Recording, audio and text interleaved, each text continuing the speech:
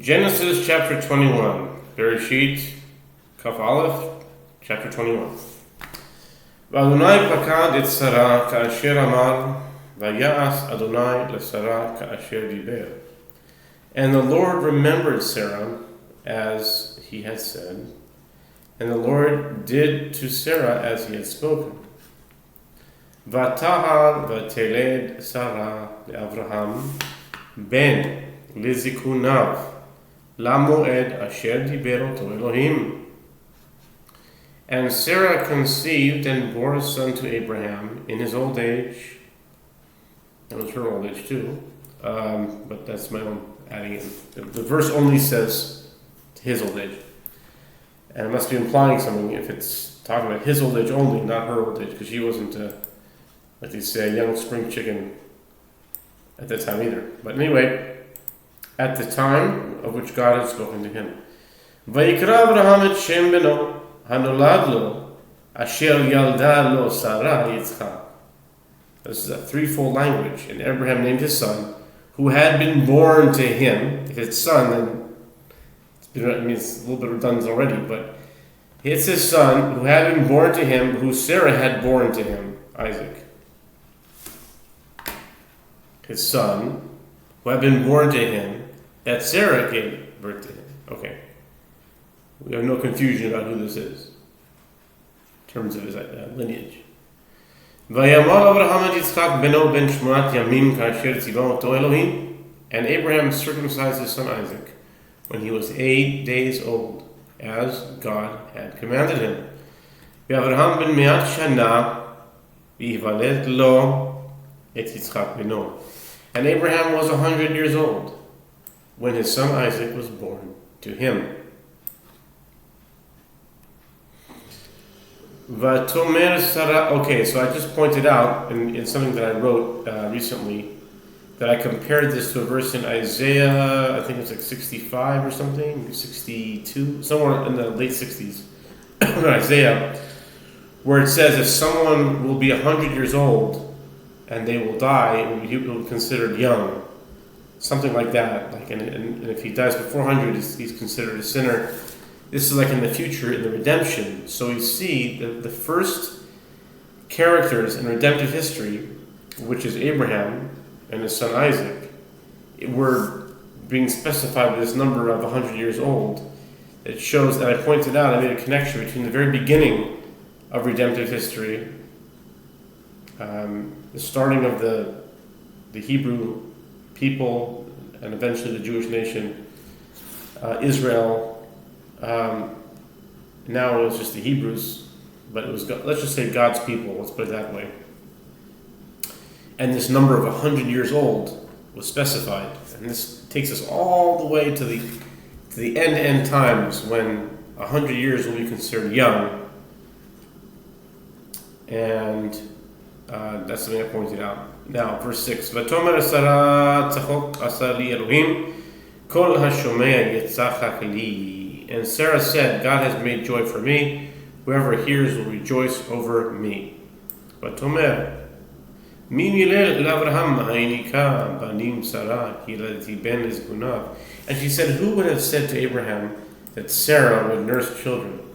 For I have borne a son to his old age. I'm curious about this terminology of milel. Like, what is the connotation of milel? Because there's many words in Hebrew about saying, like the word saying. You could say vayomer, vayidaber is speaking, but you could say higid, like yagid, higid, or there might be another one that I don't remember now, but milel is one of them.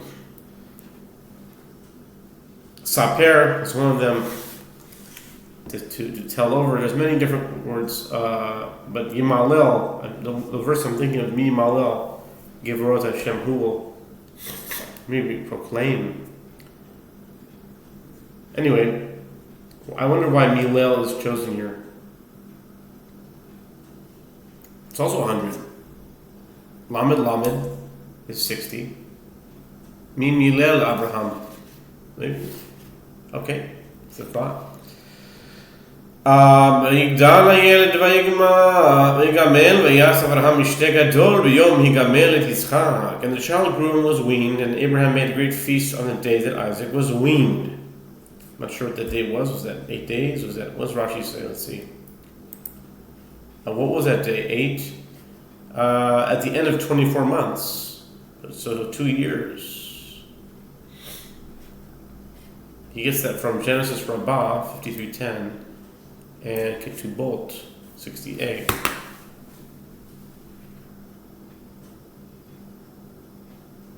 Wait a minute. In English it says Ketubot, and then in the Hebrew it says Gittin 75. I'll have to check that one out. Okay. All right, Vaito. So he made a thing 2 years after he was born. That's what Rashi says. He brings from these sources. Okay. And Sarah saw the son of Hagar, the Egyptian, whom she had born to Abraham, making merry. It's interesting that we use this word with this word with the root of tzachak has up until this point been used in a very positive connotation. Yitzchak li, tzachek li, everyone will make joy, God's made joy for me, and Yitzchak, and this and that. And all of a sudden, Ishmael comes in the picture, and now it's used in not such a positive connotation. Okay?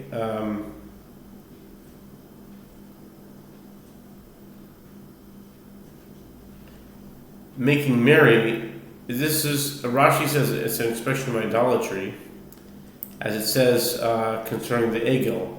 Another explanation has to do with sexual relations. L'tzachek be see in 39:17. Oh, this is during Eshes Potiphar. L'tzachek. Another explanation of murder, as it says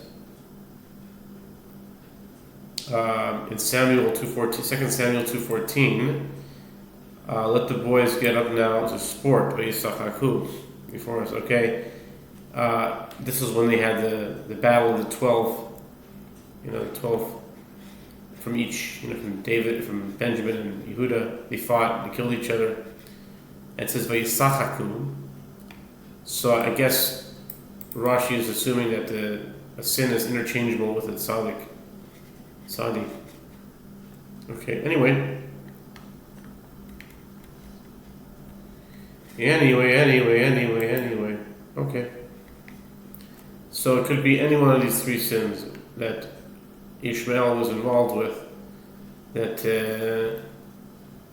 Sarah didn't like it. It doesn't even say his name. It says the son of the Egyptian. V'atzomer l'Avraham garesh ha'ama hazot et bena ki lo yirash ben ha'ama hazot im beni im Yitzchak. And Sarah said to Abraham, drive out this handmaid and her son, for the son of this handmaid shall not inherit with my son Isaac. Vayira adavar me'od b'nei Avraham al odot beno. But the matter greatly displeased Abraham concerning his son. Vayomer Elohim el Avraham al yira beinecha al hana'ar ve'al amatecha kol asher tomar elecha Sarah shema bekola. Ki biyitzchak yikare lecha zara. And this is equal to Mashiach in filling letters. Ki biyitzchak yikare lecha zara. Zara is 878. And mem is spelled out mem, and then shin, yud, nun, and then yud, vadal, and then chet, yud, taf is 878.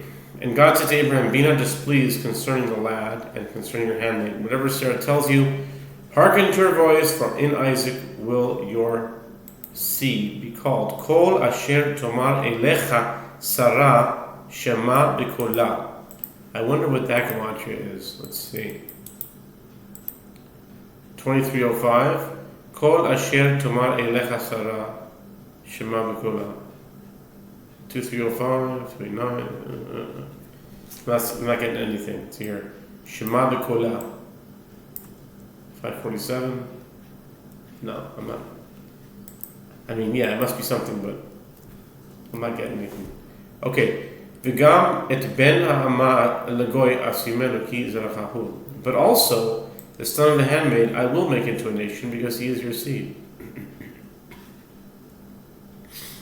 וישכם אברהם בבוקר ויקח לחם וחימת מים וייתן אל הגר שם על שכמה ואת הילד וישלחיה ותלך ותטע במדבר באר שבע.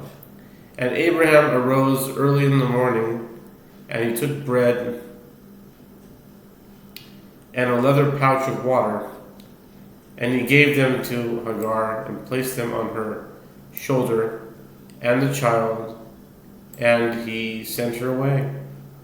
And she went and wandered in the desert of Beersheba.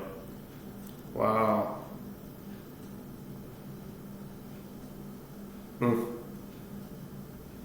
Must have been very sad to be kicked out of the house. But God told Abraham to do it, so that's it. I never took time to really meditate on these things. God told Abraham to kick them out. But from their perspective, it must have been really sad. Okay. ויכלו המים מן החימת ותשלח את הילד תחת אחד השיחים. And the water was depleted from the leather pouch, and she cast the child under one of the bushes.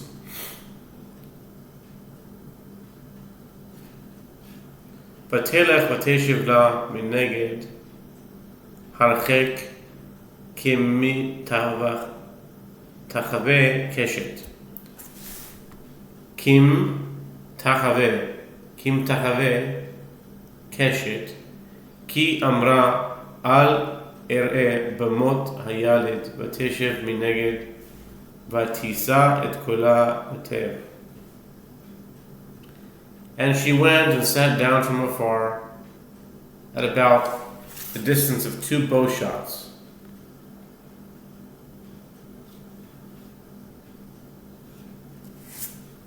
כמתחווה קשת. הרחק כמתחווה קשת. See what's that?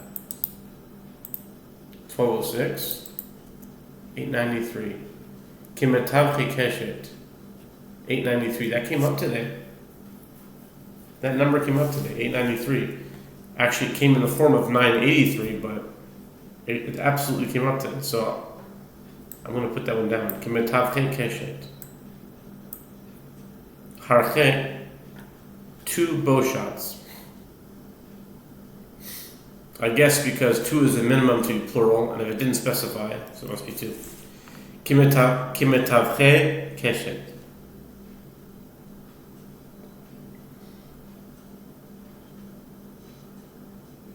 About kimetavche keshet. She went and sat down, but what? From where? From Abraham, maybe? Maybe they walked. Okay, if you shoot an arrow, that goes pretty far. And then if you shoot an arrow twice, that could be several miles. I don't know miles, but maybe I shoot a bow, an arrow. Would it go half a mile? Maybe a quarter mile? Maybe it's a couple of miles, let's say.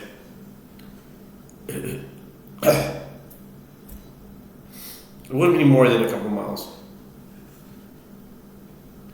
But anyways, the point is it says Kimetavchi Keshet, and the gematria is 893, and that number came up today. Ki amra al ere b'mot hayaled v'teshev mineged v'tisa et kol ha'oyev.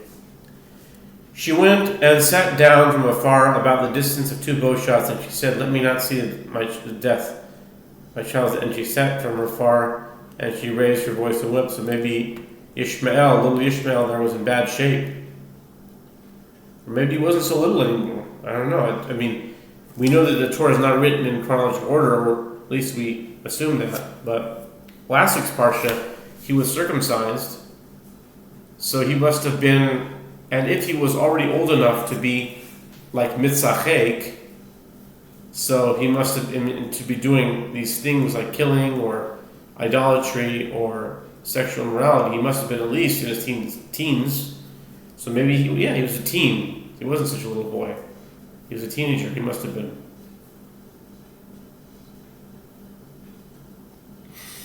וישמע אלוהים את קול הנער, ויקרא מלאך אלוהים אל הגר מן השמיים. ויאמר לה מלאך הגר, אל תראי, כי שמע אלוהים אל קול הנער באשר הוא שם. This is very interesting. She was crying, but the verse says that God heard his voice. God heard the lad's voice, and an angel of God called to Hagar from heaven and said to her, "What is troubling you, Hagar? Fear not, for God has heard the lad's voice in the place where he is." But we don't see anything about him crying. I mean, he must have been. If he raised his voice, then he must have been, but it doesn't say that he was. I wonder why that is. Okay. Kumi si'i el hana'al veha chaziki. Okay, a thought just came to mind. You know, the terminology in the Torah is specific and is meant to teach us something. So the Torah could have described the distance in many ways, but decided to describe the distance as about 2 bow shots. It's bringing in the idea of a bow and arrow. And now that I'm thinking about a bow and arrow, immediately what comes to mind is Sagittarius. It's making a connection between this event and Sagittarius. And when is the sign of Sagittarius in tropical astrology? And I've studied sidereal astrology too, but that was confusing me because they're like a month before, so I don't know how to make sense of that, so I abandoned that. But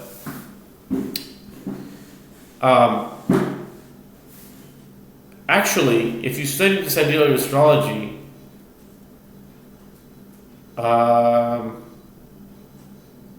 it's a month before. So Keshet would be right now, right? It's not later. Yeah, I think it's a month. It's before. Right. I remember seeing like in Gemini, like if I was born in July on sidereal, I'd be a Gemini. It puts it a month before. So maybe that's even more connective. Look at this. Sagittarius generally is in December. So you would connect things like Hanukkah, maybe the non-Jewish holiday of Christmas you might think about, and then you're connecting Ishmael to that. Maybe this verse has something to do with that. It's hinting to that.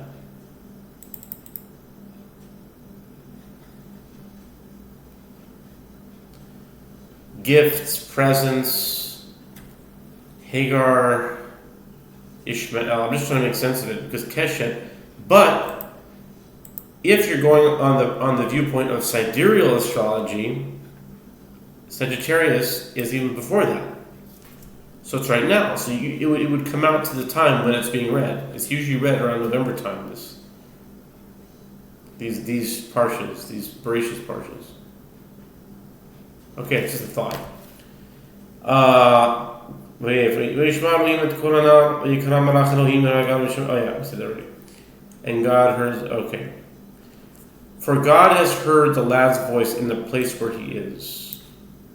Kumi si'i et hana'ar, ve'achaziki et yadech bo, ki legoy gadol asimenu. Rise, pick up the lad, and grasp your hand upon him, for I shall make him into a great nation. ויפקח אלוהים את עיניה, ותראה באר מים, ותלך, ותמלא את החמת מים, החמת מים, ותשק את הנער. And God opened her eyes, and she saw a well of water, and she went and filled the pouch with water and gave the lad to drink. ויהי אלוהים את הנער, ויגדל וישב במדבר, ויהי רובה kashat. And God was with the lad, and he grew, and he dwelt in the desert, and he became an archer. Again, we see this idea of an archer, which is Gematria 800, the way it's spelled. Okay. And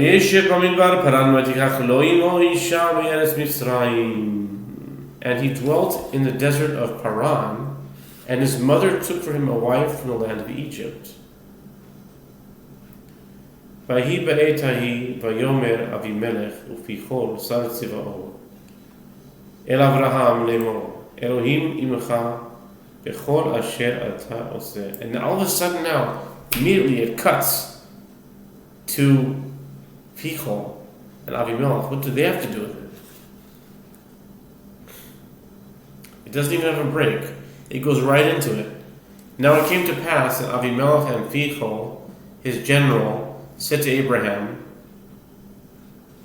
saying, God is with you in all that you do. ואתה השבה לי באלוהים, הנה, אם תשקור לי ולניני ולנכדי כחסד אשר עשיתי עמך, תעשה עמדי ועם הארץ אשר גרת בה.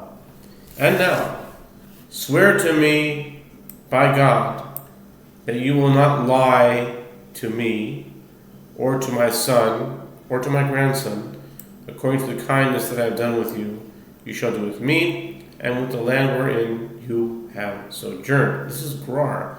So I'm guessing this is like the real south, maybe like Aza, maybe? I don't know. Where is this Gerar? Okay, V'yomer Avraham anochi ashavea. And Abraham said, I will swear. V'hochiach Avraham et Avimelech al odot be'er hamayim asher gazlu avdei Avimelech. And Abraham contended with Avimelech about the well of water that the servants of Avimelech had forcibly seized.